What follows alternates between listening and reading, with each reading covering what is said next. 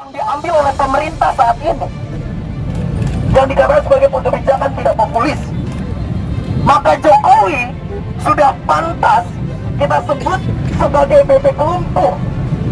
Jokowi sudah pantas kita sebut sebagai the king of lip service, dan Jokowi sudah pantas kita somasi pada hari ini, kawan-kawan. Sepakat, kawan-kawan? Saya termasuk orang yang sangat-sangat tidak setuju kalau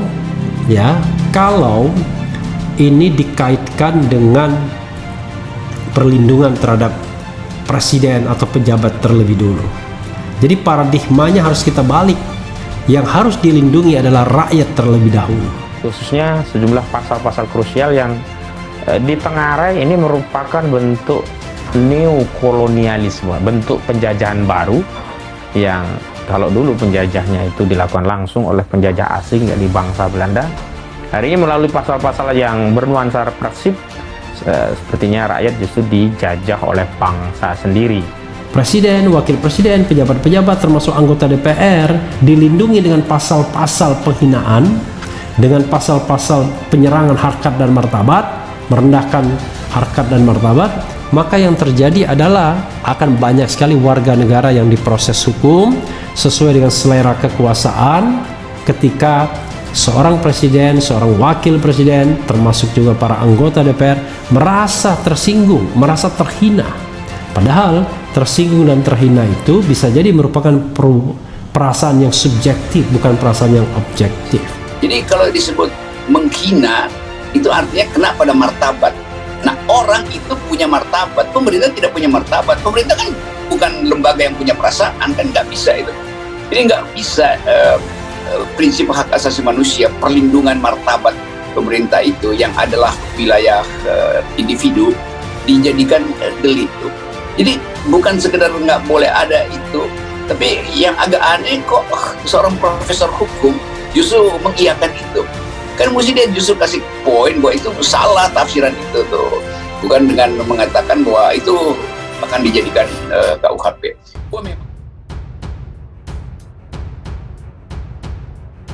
Langkah pemerintah mengesahkan rancangan Kitab Undang-Undang Hukum Pidana atau RKUHP disambut penolakan mahasiswa dari berbagai kampus di Kalbar. Mahasiswa pun menggelar aksi demo di kantor DPD Kalbar Jumat 9 Desember 2022. Kedatangan para mahasiswa tersebut disambut Wakil Ketua Komisi 2 DPD Kalbar Tony Kurniadi. Selain itu, Tony juga ditemani anggota DPD Kalbar fraksi Gerindra Alexander dan Henry Makalua serta anggota DPD fraksi PDI Perjuangan Paulus Andi Mursalin. Mahasiswa berpendapat pengesahan RKUHP tersebut telah memperkosa hak-hak rakyat berpendapat dan berekspresi. Mahasiswa juga menilai pengesahan RKUHP menunjukkan sistem hukum di Indonesia bobrok. RKUHP tersebut dinilai hanya memasukkan pasal-pasal kolonial, contohnya saja pasal penghinaan presiden, lembaga negara, dan kekuasaan umum. Namun yang terjadi, presiden diberi hak imunitas dan apabila dikritik bisa dikenakan pasal penghinaan dan diproses hukum. Mahasiswa Kalbar demo tolak RKUHP. Langkah pemerintah mengesahkan rancangan Kitab Undang-Undang Hukum Pidana atau RKUHP disambut penolakan mahasiswa dari berbagai kampus di Kalbar. Mahasiswa pun menggelar aksi demo di kantor DPD Kalbar Jumat 9 Desember 2022. Kedatangan para mahasiswa tersebut disambut Wakil Ketua Komisi 2 DPD Kalbar Tony Kurniadi. Selain itu, Tony juga ditemani anggota DPD Kalbar fraksi Gerindra Alexander dan Henry Makalua serta anggota DPD fraksi PDI Perjuangan Paulus Andi Mursalin. Mahasiswa berpendapat pengesahan RKUHP tersebut telah memperkosa hak-hak rakyat berpendapat dan berekspresi. Mahasiswa juga menilai pengesahan RKUHP menunjukkan sistem hukum di Indonesia bobrok.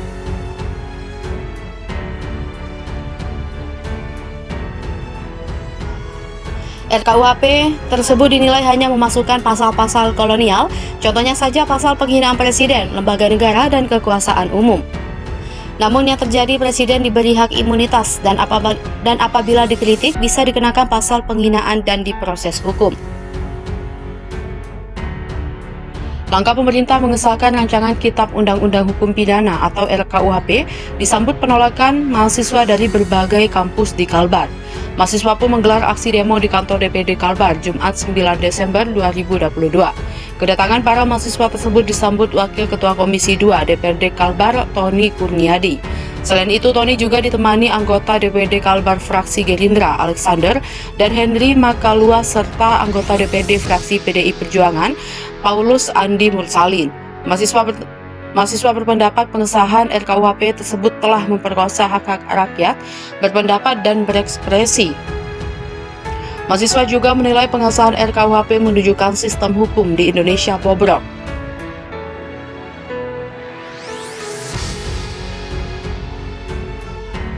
RKUHP tersebut dinilai hanya memasukkan pasal-pasal kolonial, contohnya saja pasal penghinaan presiden, lembaga negara, dan kekuasaan umum. Namun yang terjadi, presiden diberi hak imunitas dan apabila dikritik bisa dikenakan pasal penghinaan dan diproses hukum.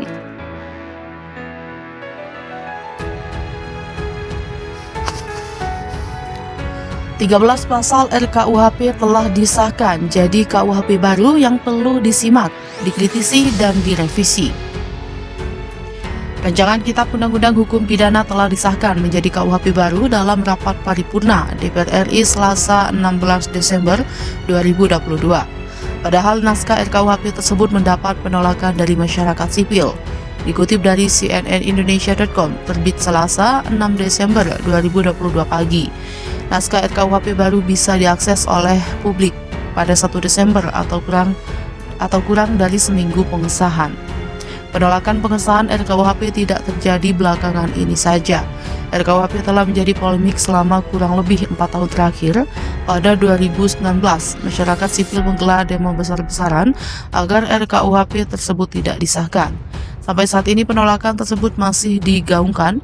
RKUHP dinilai masih memuat pasal-pasal warisan kolonial yang bermasalah dan rentan digunakan sebagai alat kriminalisasi. Namun demikian, Sekretaris Jenderal DPR Indra Iskandar menyebut agenda pengesahan tetap dilakukan sesuai keputusan Badan Musyawarah DPR. 1. Penghinaan terhadap Presiden. Ketentuan pidana tersebut dituangkan dalam pasal 218. Pelaku diancam hukuman 3 tahun penjara. Pasal ini merupakan delik aduan. Bagian penjelasan pasal itu menyebut menyerang kehormatan adalah perbuatan yang merendahkan atau merusak nama baik atau harga diri. Perbuatan menista atau memfitnah masuk dalam kategori itu. Ayat 2 pasal tersebut memberi pengecualian. Ayat 2 pasal tersebut memberi pengecualian perbuatan yang dilakukan untuk kepentingan umum atau pembelaan diri tidak termasuk kategori penyerangan kehormatan atau harkat martabat. 2. Pasal makar. Pasal 192 menyatakan bahwa setiap orang yang melakukan makar dengan maksud supaya sebagian atau seluruh wilayah NKRI jatuh kepada kekuasaan asing atau untuk memisahkan diri dari NKRI dipidana dengan pidana mati, pidana penjara seumur hidup atau pidana penjara maksimal 20 tahun. Pasal 193 ayat 1 mengatur setiap orang yang melakukan makar dengan maksud menggulingkan pemerintah dipidana dengan pidana penjara paling lama 12 tahun penjara. Sementara itu pasal 193 ayat 2 menyatakan pemimpin atau pengatur makar dipidana dengan pidana penjara maksimal 15 tahun. 3. Penghinaan lembaga negara. Draft RKUHP juga masih mengatur ancaman pidana bagi penghina lembaga negara seperti DPR hingga Polri. Ketentuan itu tercantum dalam pasal 349. Pasal tersebut merupakan delik aduan. Pada ayat 1 disebutkan setiap orang di muka umum dengan lisan atau tulisan menghina kekuasaan umum atau lembaga negara dapat dipidana hingga 1,5 tahun penjara. Ancaman dipidananya masih diperberat jika penghinaan menyebabkan kerusuhan. Pasal 350 pidana bisa diperberat hingga 2 tahun jika penghinaan dilakukan lewat media sosial. Sementara yang dimaksud kekuasaan umum atau lembaga negara dalam RKUHP yaitu DPR, DPRD, Kejaksaan hingga Polri, sejumlah lembaga itu harus dihormati. 4. Pidana demo tanpa pemberitahuan. Draft RKUHP turut membuat ancaman pidana atau denda bagi penyelenggara demonstrasi tanpa pemberitahuan.